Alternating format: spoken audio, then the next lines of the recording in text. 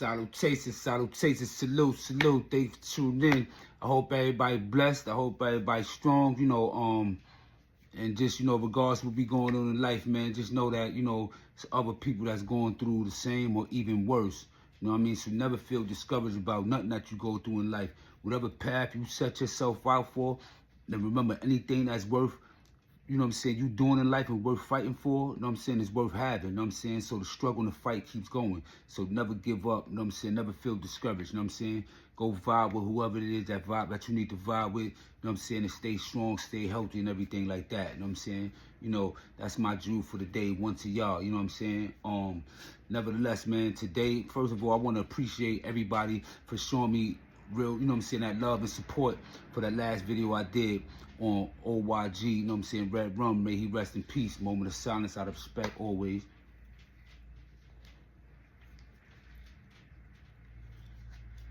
I thank y'all for appreciating the story, that I had published, my last video. I love the comments and everything, and I appreciate all the comments, just be respectful and, just keep it grown, If it ain't grown, leave it alone, that's my slogan, one of the words from Frank White and everything. So, but today, respectfully, man, I want to speak of, tragically about what happened with the Rolling 60s, indictment, which you already are aware of, with Big U getting locked up for federal RICO charges. And the claims are, matter of fact, I'm not even going, well, I'm going to speak the claims. The claims are federal indictments stating that basically it's like, cause allegedly, he'll be like, he'll manipulate things, like we'll go and do something, and the same niggas we do it to the work I was doing show up to the house like 10 minutes later when we trying to, was doing out there, counting everything, right? And we be like, how the fuck they get that? Receiving, according to documents, which y'all gonna see the clipping, they state that he was using the funds for his own personal reasons, and he wasn't using the funds where he's supposed to be using it from, But also indicted with him was also Bricc baby of the 60s and Luce Cannon. And it was kind of odd to me that how they all how this all twists up. But before I get into how I feel about that, we're gonna run that intro. You already know. Salute. One.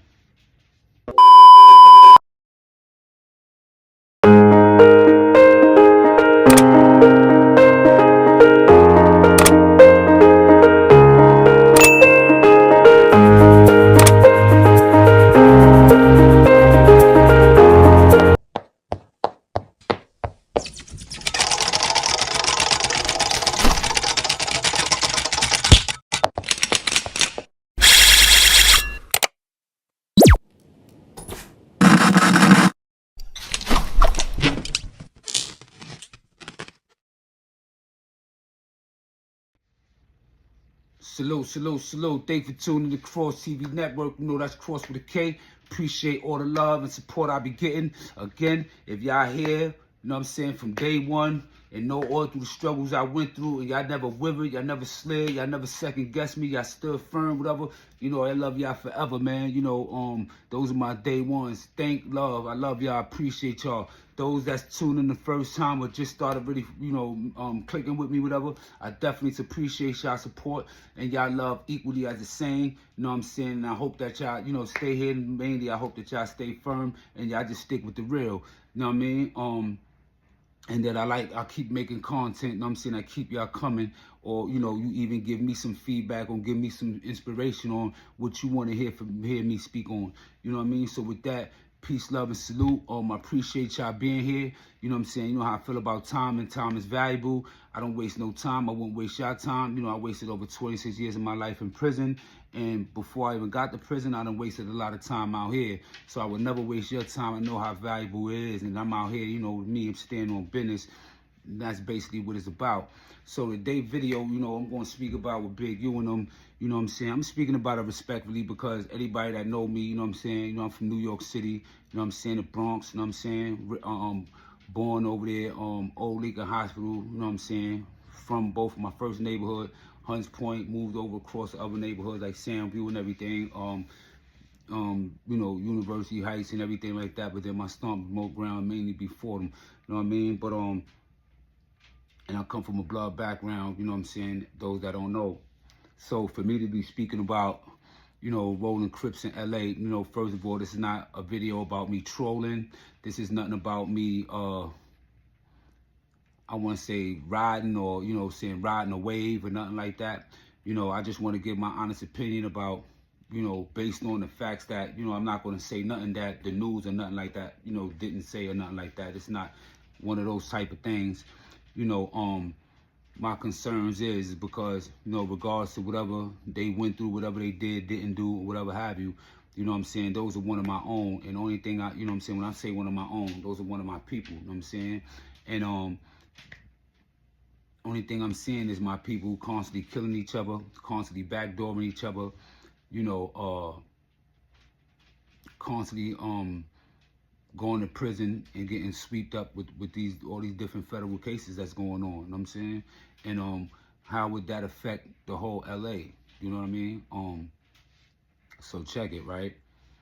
So let's go to the video on what they saying what Big U was locked up for, and then we're gonna take it from there. One.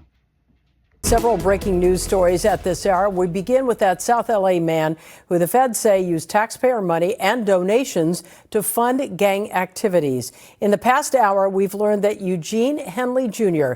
and Brian Mejia were taken into custody. Henley Jr. is a longtime leader of the Rolling 60s Crips, according to the FBI. But in recent years, he worked in entertainment and ran a youth charity that the acting U.S. attorney now says was a front for his criminal enterprise. NBC4's Camilla Rambaldi live in downtown L.A. with the very latest developments on this. Camilla? Hi, Colleen. 19 defendants in total in connection to this criminal enterprise. At least two of them appeared in federal court earlier today. And now, as you mentioned, Eugene Henley and another fugitive are now in custody tonight in connection to this case. A known community activist and founder of a youth nonprofit in South LA, now facing federal charges. A career criminal known as Big U. Eugene Henley is accused of being a longtime leader of the Rolling 60s Crips street gang.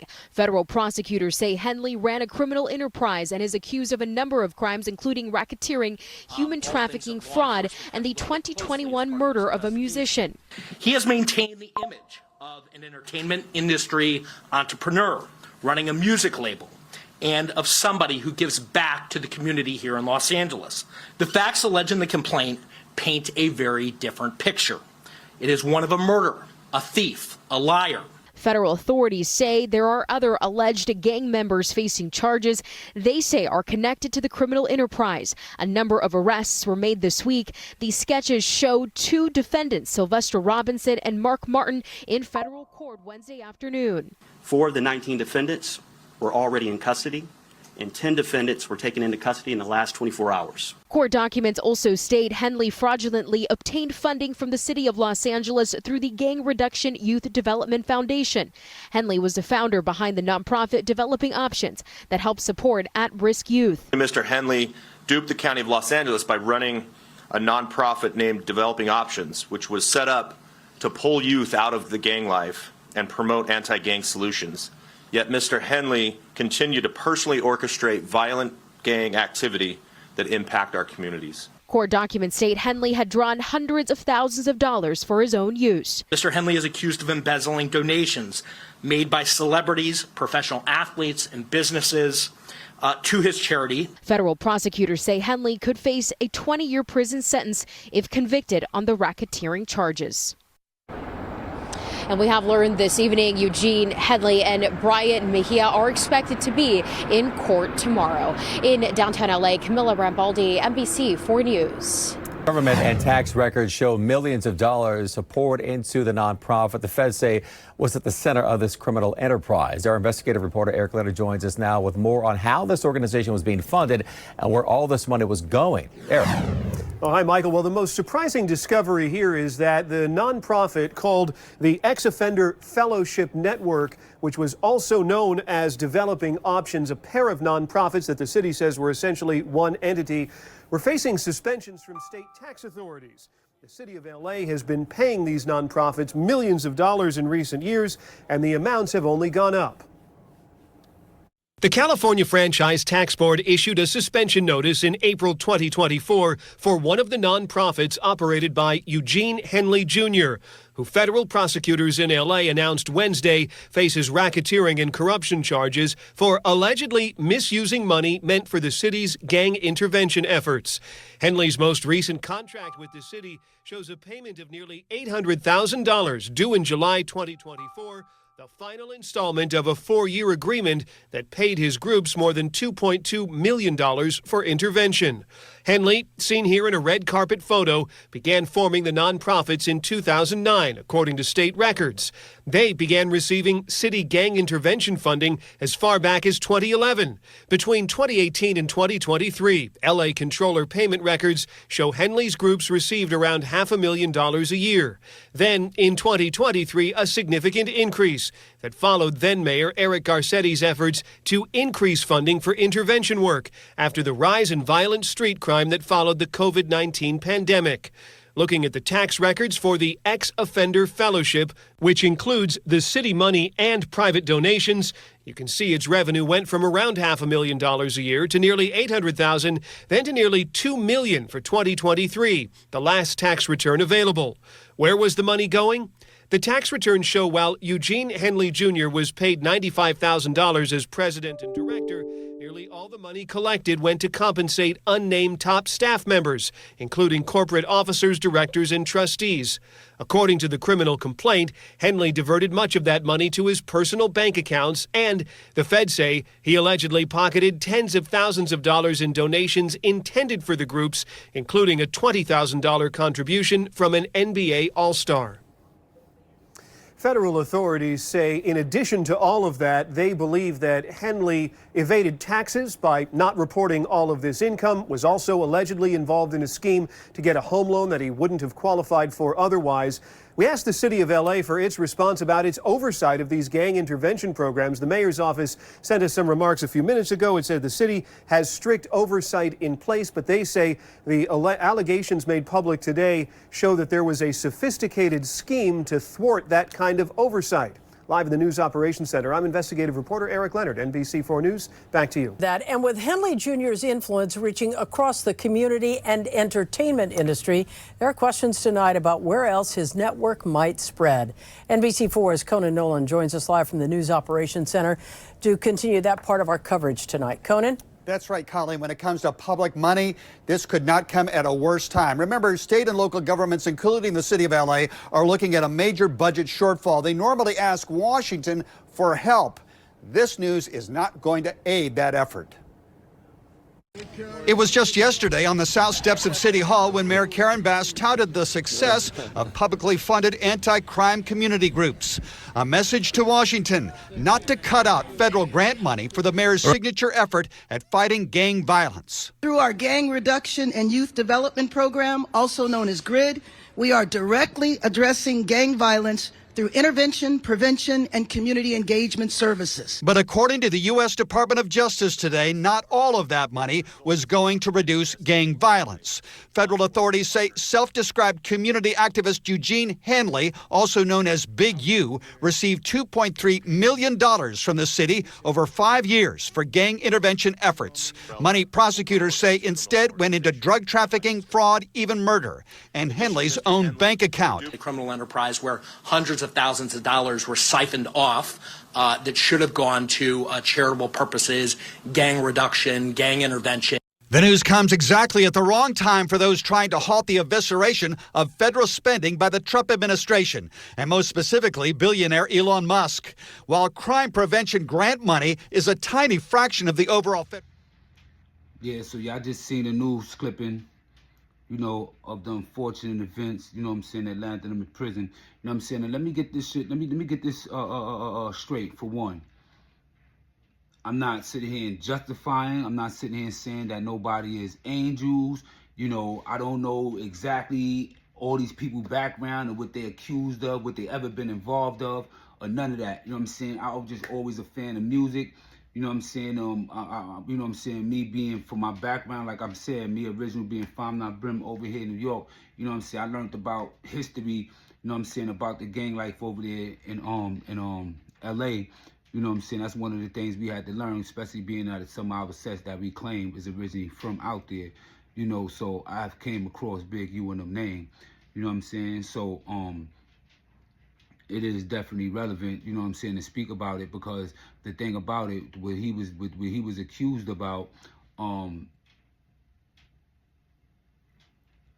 the money that he was doing, about funding, you know what I'm saying? See, that clip was just mainly about, I guess that's the reason that started the whole investigation, because they was focusing on, you know, him basically fraudulently taking money and saying that, you know, he's using his programs to stray kids away from gangs and everything, and gang violence and everything, you know. But in all due reality, what he was doing was using that money to arm gang members to go out and do things another day. Again, this is not what I'm saying. This is not my opinion. I'm not dissing nobody. I'm not accusing nobody anything. I'm just interpreting what was being said in the news and everything, right? So, you know, for the purpose of my video and the content, the purpose of me making this video. So that's what he being accused of. That's the outline. Mark what I say, y'all. That's the outline. Because check about what happened the day before they all got arrested with Luce Cannon. Check this out. So as y'all see, a day prior to them getting arrested, Luce Cannon was on a podcast, on a videotape,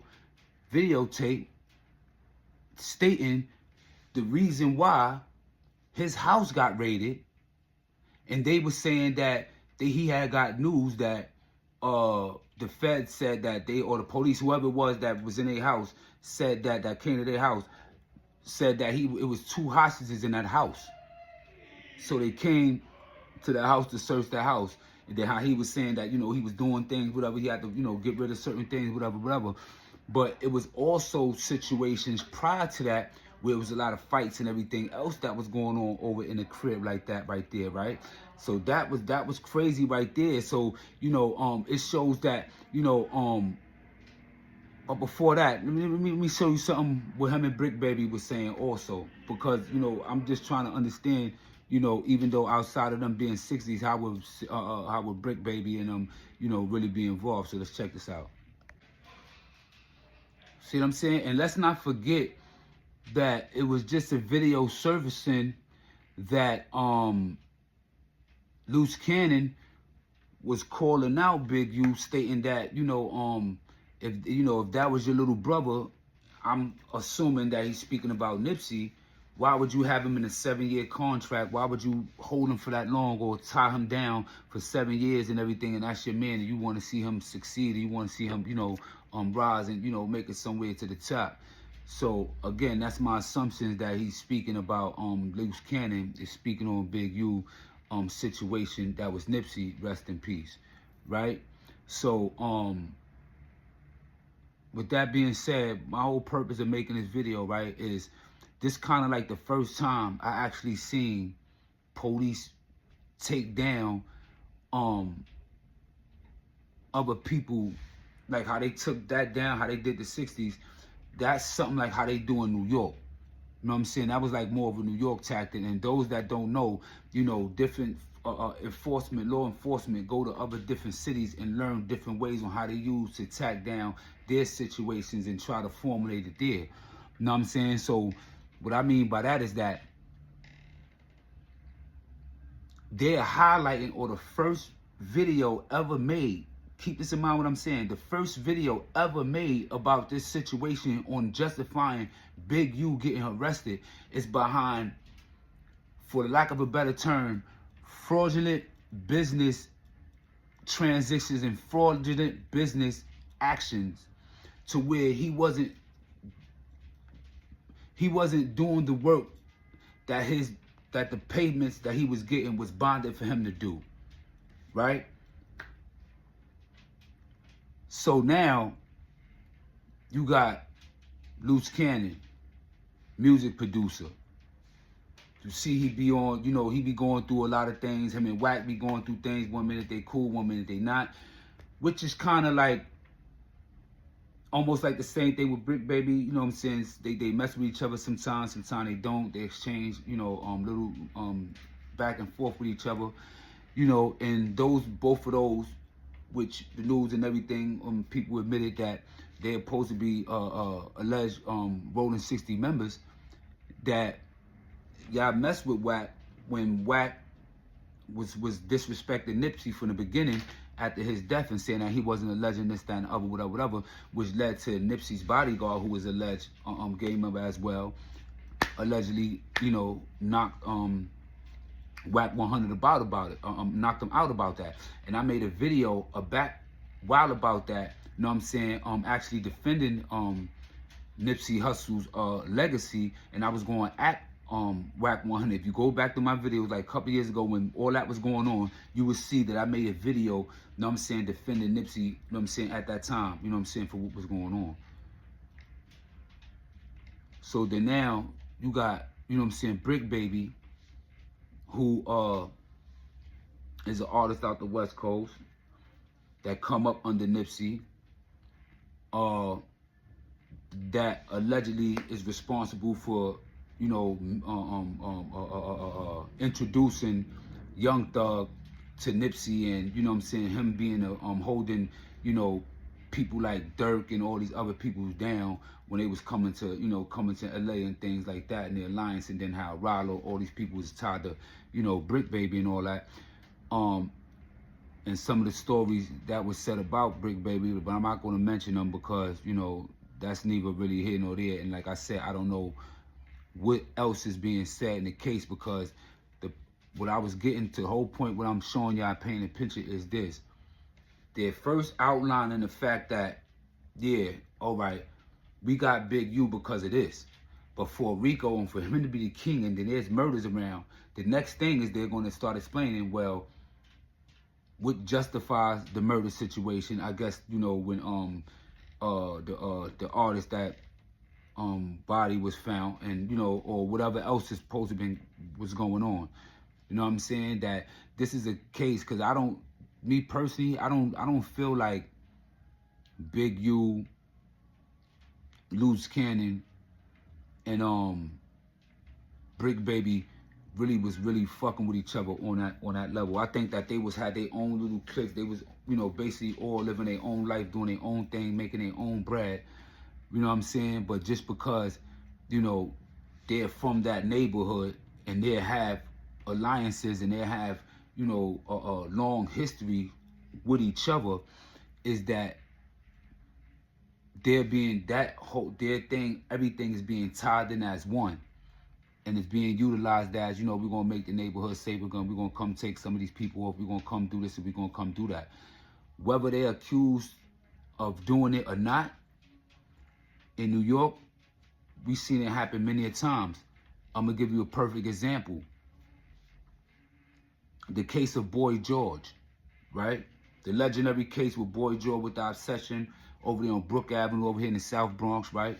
All through Mount Haven, you know, and stuff like that, right? Remember all that?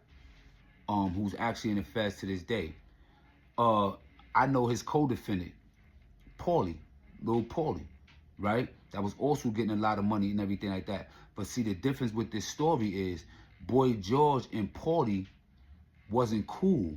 They wasn't peoples. Where they got money at was not, and they handled their little business at, or their territories and everything was not too far away from each other. They all come from the same neighborhood. But they was actually at odds and they was rivals. They was not getting money together. But when the feds locked up Boy George, they locked up Paulie and took his whole operation down too. And they swept all them up and made it one case. And made it look, and then painted the picture like they was all one clique and that was all one big operation, when it really wasn't. I'm going to give you another example of more of a recent example on how the feds do that, right? I told y'all the story on how what a lot of people fail to realize is that when Brim caught his case, and this is an old case, so we can speak about it. He already did it, caught the time for it, everything, whatever, everything's already done. But when he caught the case, it's more or less he had to do what he had to do because they was out here trying to kill Brim. Know what I'm saying? And some of his people, that is his co-defendants, the kid Showtime, which I already said the story about. Showtime is a dude that Brim was at odds with and was warring with because Brim embraced him when he got kicked out the whip from Pee Wee, but because of his own personal issues and all this already expressed in a whole nother video, you know what I'm saying? You intend to brace this dude, this snake, and how he repaid Brim was, you know what I'm saying? He started having sex, messing with Brim girl, ended up getting her pregnant. Then coming on a visit and telling him Brim couldn't get to him because, you know, it was no contact visit. So it wasn't like, you know what I'm saying, he could pop on him or could get to him. But he told Brim what it was, you know what I mean? And then when Brim came to the streets, everybody that was hound, you know what I'm saying, and had position and doing, or you know what I'm saying, was bopping and everything, they was bopping the Showtime too, because Showtime not only had the hounds, but had the whole NYBBA at the time, so he had a lot of influence that everybody he brought home under them. You know what I'm saying? So therefore, you know, Brim, you know, basically had to bang and do what he had to do and make them respect him in his own hood and take his hood, because he had not do that, they would have took his hood from them. Right? With all those facts being said, when that hound case happened, they locked up Brim. They locked up a couple of the rats. Some of them that's on, one of them, few of them that's on YouTube that we may know about.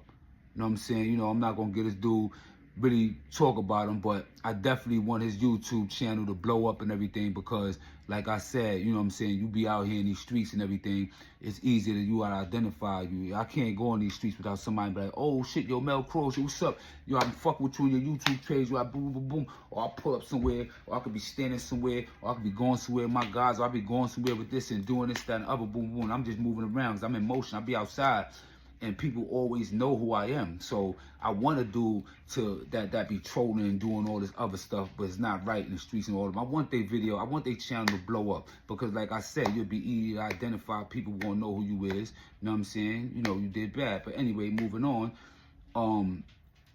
Not getting sidetracked. You know, so all these dudes, they was out there beefing with each other.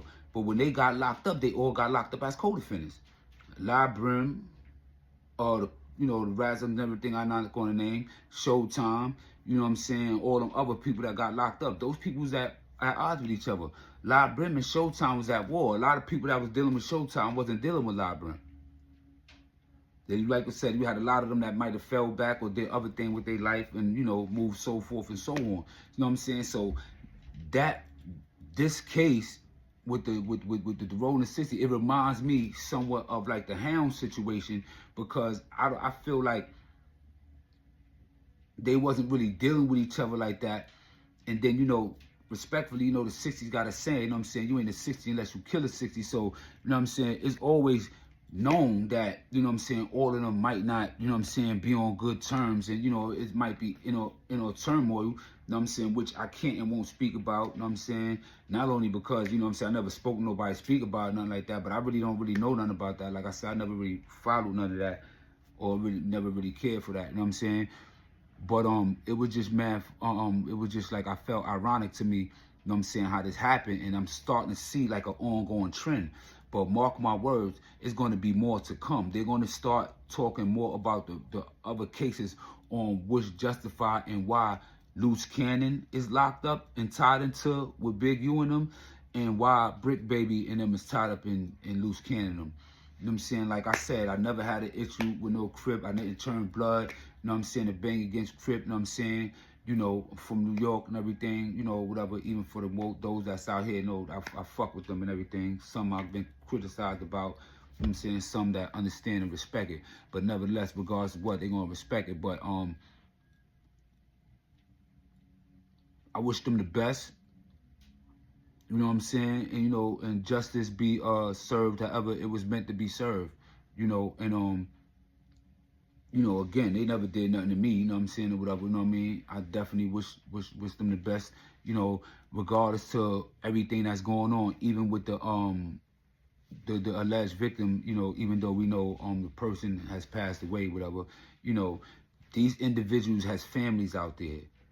They have families that, you know what I'm saying, they didn't pick and choose who they could be related to. You know what I'm saying? They can't stop their family members, you know what I'm saying, dealing with whatever life they was living. You know what I'm saying? The kids and everybody growing up, the wives or the grandmothers or the aunties or the daughters and, you know what I'm saying, nieces and nephews. But they suffer from it. Sometimes they could live off the luxury of it, you know what I'm saying, get into the bag, get into the money, however you getting money, you know what I'm saying, and live in the luxury, live in a good house, you know what I'm saying, whatever. You know what I'm saying? But, you know, it's also come with that where, you know what I'm saying, people come try to harm you, or where the people that's to provide and that you love and, you know what I'm saying, you look up to, you know what I'm saying, get taken away from you now where they can no longer provide and do certain things because they got to go and face this, and, you know, comes with that. But it still don't take away from them being victimized from the situations. When I'm talking about Big U and them families, or them that got locked up the 60s, I'm talking about the victims of the crime, the one that's supposed to have, you know, the rapper that got found on a ditch in Vegas or whatever. You know what I'm saying? They got families that's suffering from everything, you know what I'm saying, they did or didn't do. You know what I mean? So, you know, always, you know what I mean, think about, you know, everything that we go through in life, you know what I'm saying, our families suffer and they experience too from us.